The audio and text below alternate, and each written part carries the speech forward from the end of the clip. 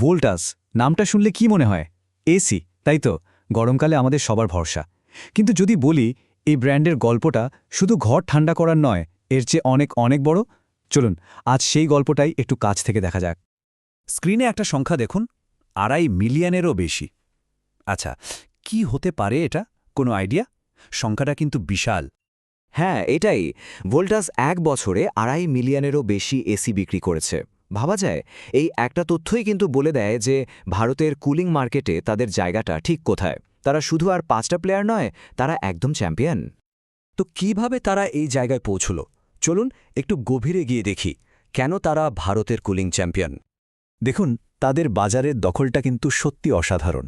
তারা শুধু ভারতের প্রথম ব্র্যান্ড হিসেবেই এই বিশাল সেলের মাইলস্টোন পার করেনি। টিআরের ব্র্যান্ড ট্রাস্ট রিপোর্ট অনুযায়ী মানুষের কাছেও তারা দেশের সবচেয়ে পছন্দের এসি ব্র্যান্ড। আর এই সাকসেস কিন্তু একদিনে আসেনি। 1 বছরে 36% ভলিউম গ্রোথ আর সারা দেশে ছড়িয়ে থাকা 30,000-এরও বেশি রিটেল পয়েন্ট, বিশাল একটা নেটওয়ার্ক। কিন্তু যেসা কি আমি শুরুতেই বলছিলাম, ভোল্টাসের আসল গল্পটা কিন্তু এই এসির বাক্সের বাইরে, একেবারে অন্য এক জগতে। স্ক্রিনের দিকে একবার দেখুন। একদিকে আমাদের খুব চেনা একটা ছবি, বর্ষার ঘরে একটা ভোল্টাস এসি, আর অন্যদিকে সংযুক্ত আরব আমিরাতের বিশ্ববিখ্যাত জায়েদ ন্যাশনাল মিউজিয়াম। আচ্ছা, এই দুটো ছবির মধ্যে কানেকশনটা কি বলুন তো? অবাক হচ্ছেন, তাই না? হওয়ারই কথা, কারণ এই দুটো জায়গাতেই কিন্তু ভোল্টাসের ছোঁয়া আছে। ভোল্টাসের আসল পরিচয়টা কিন্তু শুধু আমাদের ঘর ঠান্ডা করার মধ্যে নেই। তারা আসলে আধুনিক ভারত গড়ার একজন সাইলেন্ট পার্টনার। দেশের নতুন সংসদ ভবন বলুন বা কলকাতা আর চেন্নাইয়ের মেট্রো প্রজেক্ট, এমনকি নমামি গঙ্গের মতো গুরুত্বপূর্ণ প্রজেক্টের জন্য ওয়াটার ট্রিটমেন্ট প্ল্যান্ট, সবখানেই তাদের ইঞ্জিনিয়ারিংয়ের ছাপ রয়েছে। মানে তারা আক্ষরিক অর্থেই একটা দেশকে ইঞ্জিনিয়ার করছে।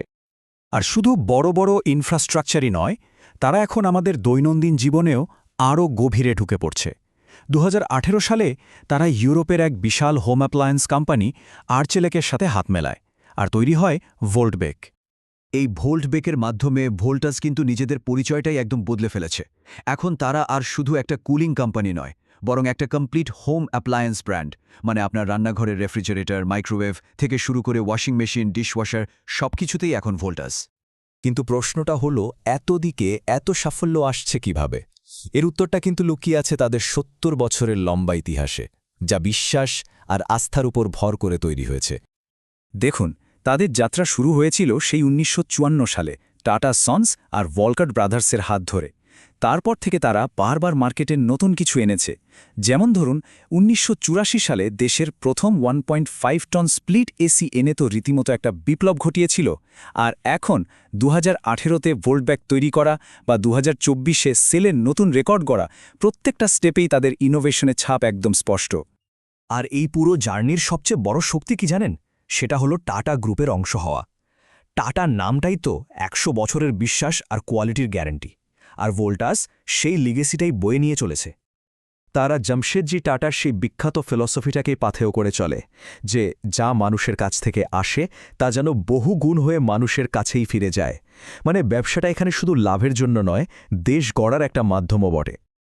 তবে শুধু পুরনো ঐতিহ্য আঁকড়ে বসে থাকাই তো যথেষ্ট নয়, তাই না? ভোল্টাস কিন্তু ভবিষ্যতের চ্যালেঞ্জগুলোর জন্যও একদম তৈরি। চলুন দেখি তারা কিভাবে একটা সবুজ ভবিষ্যতের স্বপ্ন দেখছে।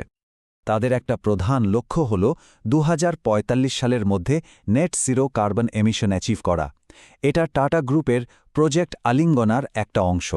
পরিবেশের প্রতি তাদের এই কমিটমেন্টটা কিন্তু অসাধারণ। তাদের চিন্তাভাবনার এই বদলটা এখানে খুব পরিষ্কার বোঝা যায়। আগে যেখানে তাদের ফোকাস ছিল সাধারণ অ্যাপ্লায়েন্সের উপর, এখন সেই জায়গাটা নিচ্ছে ভবিষ্যতের কথা মাথায় রেখে বানানো প্রোডাক্ট। মানে পরিবেশ বান্ধব, প্রচুর এনার্জি বাঁচায় এমন 5 স্টার রেটেড স্মার্ট প্রোডাক্ট, যা শুধু আমাদের জন্য ভালো নয়, আমাদের গ্রহের জন্যও ভালো। আর এই ভবিষ্যৎটা তারা ভারতেই তৈরি করছে। তামিলনাড়ু আর গুজরাটে তাদের যে নতুন ফ্যাক্টরিগুলো তৈরি হয়েছে, সেগুলো মেড ইন ইন্ডিয়া উদ্যোগকে আরও শক্তিশালী করছে। এটা দেশের আত্মনির্ভরতার পথে একটা বিশাল বড় স্টেপ। আর এই সব কিছুর ফল, সেটা সরাসরি তাদের আর্থিক বৃদ্ধিতে দেখা যাচ্ছে। ভাবুন একবার, মাত্র 1 বছরে কোম্পানির রেভিনিউ প্রায় 12,734 কোটি টাকা থেকে বেড়ে 15,737 কোটি টাকারও বেশি হয়ে গেছে। এই সংখ্যাগুলোই বলে দেয় যে তাদের স্ট্র্যাটেজি একদম ঠিক দিকে এগোচ্ছে। সুতরাং ভোল্টাসের গল্পটা কিন্তু শুধু একটা এসি কোম্পানির গল্প নয়, এটা হলো কমফর্ট ইঞ্জিনিয়ারিং থেকে শুরু করে একটা নেশন ইঞ্জিনিয়ারিংয়ের গল্প। এখন প্রশ্ন হলো, এই অসাধারণ যাত্রার পরের ৭০ বছরে তারা আমাদের জন্য আর কী চমক নিয়ে অপেক্ষা করছে।